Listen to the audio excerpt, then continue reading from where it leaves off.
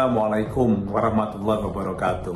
Presiden Jokowi belakangan ini mengatakan bahwa beliau akan kampanye karena memang regulasi atau undang-undangnya itu memperbolehkan. Undang-Undang nomor 7 tahun 2017 itu membolehkan kampanye. Betul bahwa regulasi membolehkan. Tapi bagaimana dengan etika? Seorang presiden pada dasarnya adalah kepala negara yang membawahi masyarakat seluruhnya, bangsa seluruhnya. Dan di dalam masyarakat yang demokratis memunculkan pengelompokan termasuk ketika pilpres seperti ini ada 3 calon presiden dan calon wakil presiden. Presiden itu kalau dia sudah kedudukannya sebagai kepala negara berarti apa? Membawahi semuanya. Menjadi perekat, menjadi pemersatu yang menyatukan bangsa ini, menyatukan negara ini. Kalau ada konflik di antara anggota masyarakat atau kelompok masyarakat yang ada di bangsa ini, negara dan kepala negara lah yang menyatukan, yang mengintegrasikan, yang menyelesaikan. Makanya di situ kenapa negara itu perlu adil terhadap rakyatnya. Pemilu juga perlu ada adil dan kejujuran.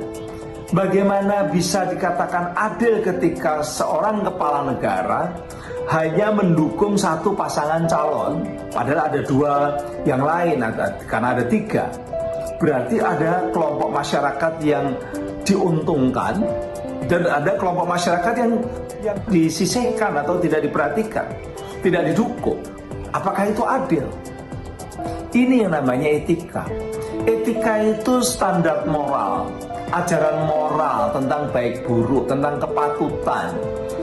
Filosofinya itu di situ ada tentang bahwa setiap individu itu pantas mengikuti moralitas dan rasionalitas. Karena sebenarnya bisa dipikirkan dan bisa dirasionalitas tentang peran-peran kita. Setiap individu, setiap profesi, setiap jabatan itu ada perannya. Ada peran ideal, ada kepatutan ideal.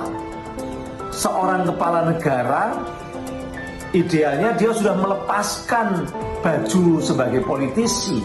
Politisi mendukung satu partai politik atau satu kelompok politik tertentu, ya politisi.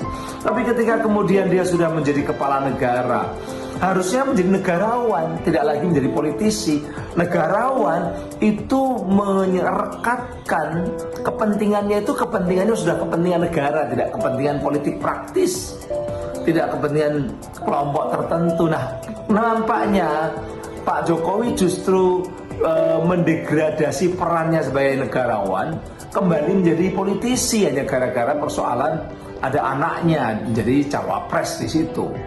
Ini problema utama, mendegradasikan dirinya dari seorang negarawan yang harusnya netral, menjadi perekat dari seluruh bangsa, lalu hanya condong kepada satu kelompok tertentu atau kekuatan tertentu.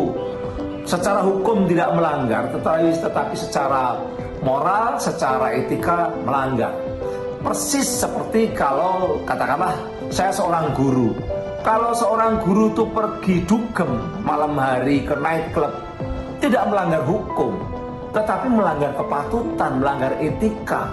Tidak pantas seorang pendidik yang sudah senior gitu ya, sudah tua katakanlah begitu, masih kelayapan dugem misalnya.